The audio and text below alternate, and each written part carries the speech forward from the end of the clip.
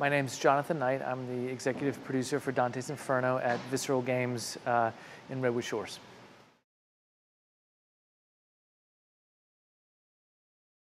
Dante's Inferno is an epic action-adventure game. It's loosely based on part one of the Divine Comedy, which is an epic Italian medieval poem about a guy's journey through the 9 circles of hell.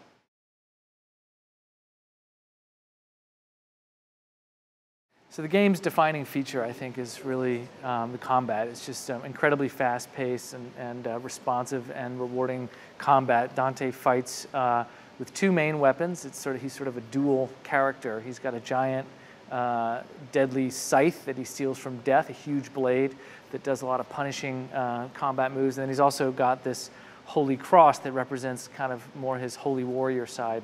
And it's really that duality, the unholy warrior, the badass, the brutal warrior, and then the holy warrior. And as a player, you sort of start to choose throughout the game if you're going to do more holy moves and absolutions. You can absolve your enemies, absolve the demons, or if you're going to use the scythe in a more punishing fashion and just be kind of a brutal, deadly guy. And that feeds into the upgrades, the magics, which are themed holy and unholy, the relics, and the whole system really is about leveling up either one side or the other, or both. And it's that duality of moral choice that I think defines the gameplay for Dante's Inferno.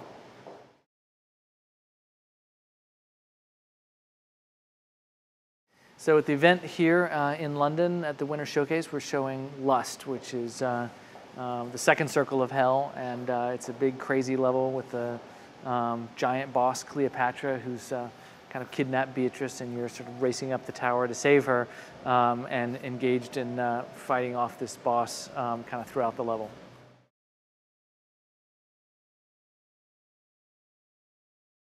Well, I think the most challenging thing about making Dante's Inferno is that we adapted this revered classic poem for a video game, and in doing so, we definitely had to sort of write a new story that sits on top of the poem. We've been quite faithful and literal with the geography of hell, the settings and the characters, the monsters, everything sort of that Dante Alighieri imagined in terms of the physical place. But when it comes to the story, the poem is a little intellectual, a little philosophical, and Dante from history is more of a poet, and we wanted to reimagine him as a warrior. So we crafted a new story. It's still Dante, it's still Beatrice, it's still Lucifer, it's still Virgil, but the stakes are much higher. Beatrice has to be rescued from hell. She's been kidnapped, and Dante has this dark past, and we sort of crafted this series of sins and transgressions and betrayals that he's committed in his past, and he has to face those sins in hell. And so the game kind of takes this dark turn as we find out more and more about him. So I would say, you know, the most sort of challenging and rewarding thing was to reinvent Dante Alighieri as a dark action anti-hero.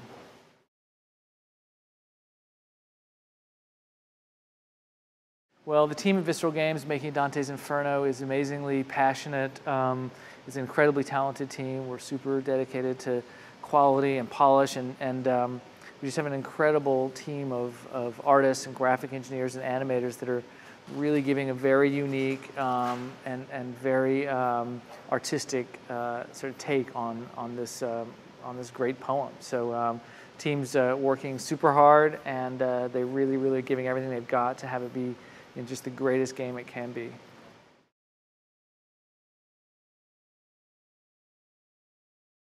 So in terms of the art style, I mean, we've been influenced by pretty much everything that's been done on hell for the last 700 years since the poem was written. We really looked all the way back to kind of Botticelli's drawings through the Dutch painters Bruegel and Bosch, and then into kind of the Romantic period. You've got French painters and then sculptors. You've got Rodin did the Gates of Hell, and Doré did all those drawings. There's just tons of artists that have basically treated the Inferno and all the way up to the 20th century. But the one guy that really stands out for me is the guy that we called at the beginning of the project in pre-production, and that's Wayne Barlow. He's designed the the creatures for the Hellboy and Hellboy 2 movies, and Harry Potter, and he's worked for Guillermo del Toro on The Hobbit, and he's just this crazy, brilliant artist who has been painting hell for the last 15 years, and he just has a very twisted and unique vision, and we partnered with him in the very beginning, and he did a bunch of sketches for us, and that was really the inspiration for a lot of the creatures and environments you see in the game today.